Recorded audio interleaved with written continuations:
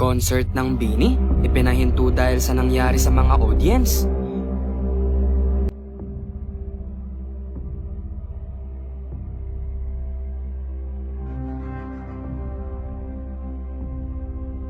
Hindi mapigil ang mga taong tunay na fans ng BINI na suportahan ng kanilang iniidolo. Ngunit nauwi sa katakot-takot na pangyayari ang concert ng BINI na ginanap sa Dagupan. Ipinahinto kasi ang concert dahil sa hindi magandang nangyari na posibleng ikamatay ng ilang fans. Ang BINI ay isang girl group dito sa bansa na sobrang sumikat ngayong taon. Sila nga ang sikat na P-pop group ngayon dahil sa kanilang hit song na Pantropiko at Salamin, na agad-agad na nagtrending dahil sa husay nila sa pagkanta at pagsayaw dito. Kaya naman, todo effort ang marami para kumasa sa dance challenge nila. Dahilan kung bakit mabilis na kumalat at nakilala sila ngayong taon. Sa bawat mall shows nga nila ay talagang dinudumog ito ng kanilang mga fans. Maging ang pagpunta at pag-guest nila sa mga events, mapaprobinsya man o dito sa Maynila. Ngunit ngayon ay hindi inaasahan ang trahedyang nangyari sa concert ng BINI. Dahil ito sa nangyari sa kanilang audience kaya ipinahinto ang kanilang concert.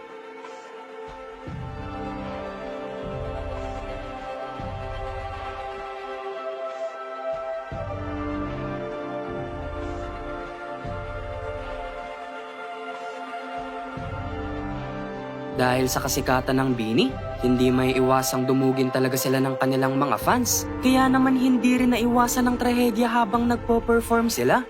Marahil dahil ito sa crowded na ang venue at dala na rin ng init ng panahon.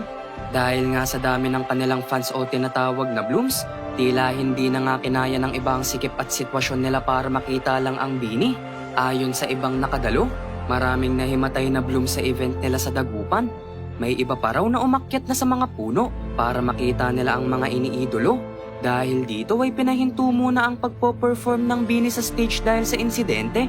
Makikita pa na naging emosyonal lang isa sa mga BINI na si Joanna dahil sa nangyari. Umabot umano sa 10,000 ang dumalo sa naturang event ng BINI. Pinagtanggol naman sila ng kanilang mga fans at sinabing wala silang kasalanan sa nangyari. Lesson learned din daw ito na sa susunod ay dapat mas malaki na ang lugar para sa BINI. Ang BINI ay binubuo ni na Maloy, Stacy, Sheena, Colette, Aya, Gwen, Mika at ng kanilang leader na si Joanna. Lahat naman sila ay humingi ng pasensya sa kanilang tweet sa X dahil sa nangyari.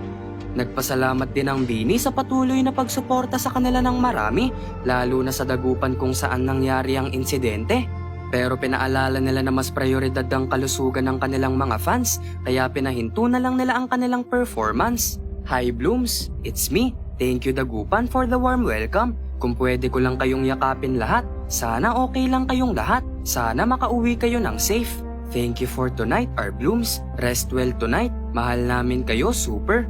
Our Blooms, kita namin lahat ng efforts nyo. We appreciate and will always be grateful for all of you. Kaya please, let's all prioritize each and everyone's safety, okay? Mahal namin kayo, tas di nyo iingatan sarili nyo. Please get home safe and rest na. Thank you, our Blooms. Be safe everyone. Sorry, need namin stop yung performance. We don't want to cause any harm sa inyo. But still thank you sa cheer, love and support. We love you. Thank you Dagupan. Sana makapagpahinga kayong lahat ng maayos tonight. And please, extra ingat ang lahat sa mga susunod na event. Maraming salamat Dagupan. Sana safe kayong nakauwi lahat. Sobrang saya naming makita kayo. Pero nakakalungkot lang din na may mga ganoong nangyari kanina. Salamat sa pagmamahal. At sana, sa mga susunod na ganap, unahin natin ang safety ng bawat isa. Blooms, inom kayo maraming tubig and kain ng marami please. Thank you so much for tonight. There are no words to express how grateful I am sa pagsuporta nyong lahat. Mag-ingat kayo palagi.